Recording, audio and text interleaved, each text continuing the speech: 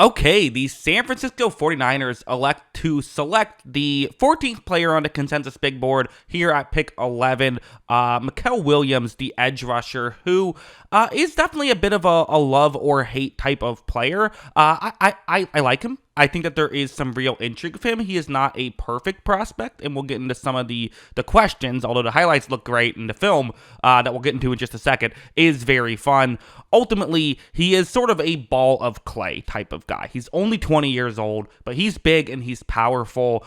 He was versatile as well. There are some, I think, with just the Georgia prospect, you can make a comparison to Trayvon Walker, very similar or very different types of players, but ultimately there's similarities in the sense of like they weren't played in college to try out for the NFL. They were played to win college football games. So because of that, he has a career high 407 snap count, although he has done around that for the past 3 years.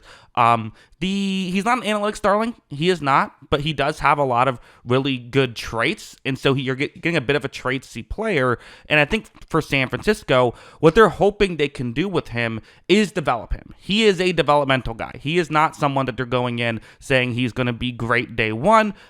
Maybe that happens and you feel great, but again, he's a 20-year-old guy, right? You're expecting a little bit of development there, and he doesn't, again, I don't know how many snaps you're going to get out of him because we haven't seen him get a ridiculous amount of snaps over the course of his career, but I will say a great way to develop a guy is to have Nick Bosa on the other side, who you can, obviously he's going to be out there every snap, and he's going to take a lot of attention every snap. And quite frankly, they could just use an edge rusher. So even if he ends up only playing for 400 or 500 snaps this first year, you have Bosa who will hopefully play 1,000 if he's healthy, and that could help, make things work. And I don't know, Yetur Gross-Matos can play some, and Drake Jackson can play some maybe. I don't know. You can figure it out from there. But ultimately, yeah, I think a very fun selection. And let's get into the film and talk about really the good and the bad of Mykel Williams, in my opinion. So let's start off with this play. So you're going to see that there's going to be actually multiple players are going to be pulling over in Mykel Williams' direction. He's number 13, so he's the player lined up on the edge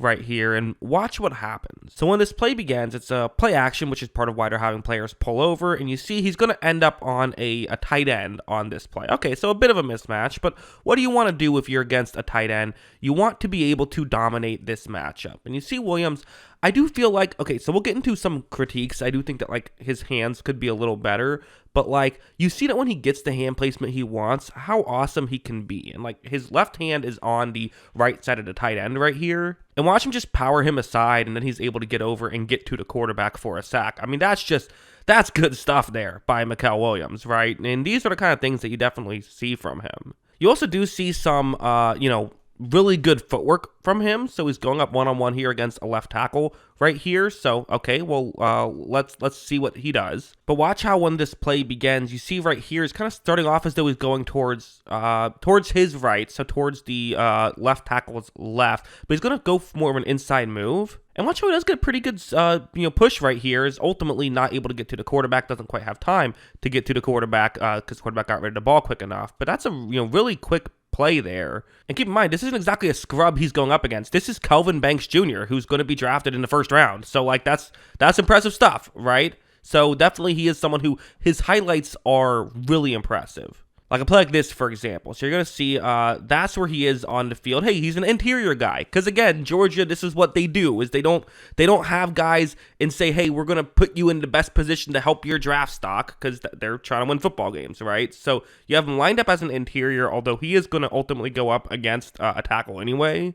And right off the bat, you see that right here. So he's going to get a good push against this right tackle. But the right tackle does a good job of getting his hands in the area that he wants. And this is why when Williams does get the hand placement he wants and does work with his hands, I think he can be a real good player. Because watch what he's going to do now with his own right hand. Watch how he extends it over, and he's going to actually get close to the quarterback, just not quite in time to make the play work. But ultimately, still an impressive looking play. And it shows what he's capable of doing, right? Like this play is another one where it's again going to be a one-on-one matchup right here, and it's going to be kind of similar to that last play. Where watch how when it begins, you see that, I mean, well, for one thing, a little bit different. When this one begins, you see that push, right? He has just that power. And for someone who's only 20 years old, you can only assume he's going to get stronger and stronger. Now, again, he has the bit of a weird body type at 265 of, what exactly do you do with that as an edge rusher? Usually, most edge rushers are around 250.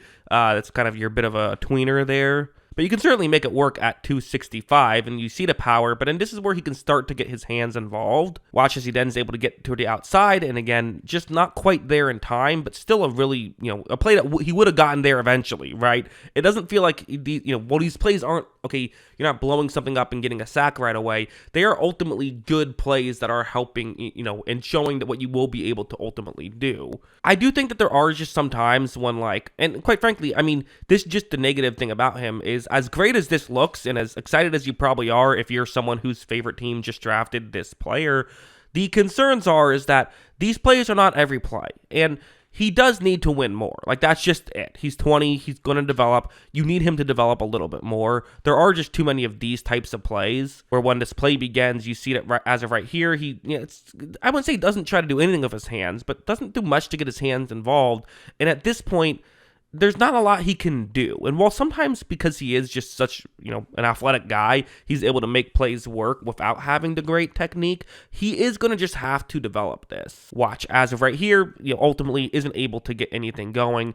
And honestly, it's funny, and I don't want to just, scout the jersey here, but there is some Trayvon Walker comparisons to him. Now, again, Trayvon Walker is someone who was a very different player. Trayvon Walker pretty much only bull rushed. Williams has a lot of other stuff that he does to try and win. And, Trayvon Walker, a player who took some years, but ultimately has developed into a nice piece. I think that's what you might be looking at with Mykel Williams here. You have the kind of the ball of clay, and now you have to mold him into something. And I don't want to say he just, he's nothing right now, but just that's kind of where you're at with him. So you're getting maybe a lower floor guy right away, but ultimately a guy who, if he can reach his potential, can be a higher ceiling guy, and we'll see how well that works. But ultimately, yeah, those are my thoughts on Mykel Williams. What are your thoughts? Let me know in the comments below.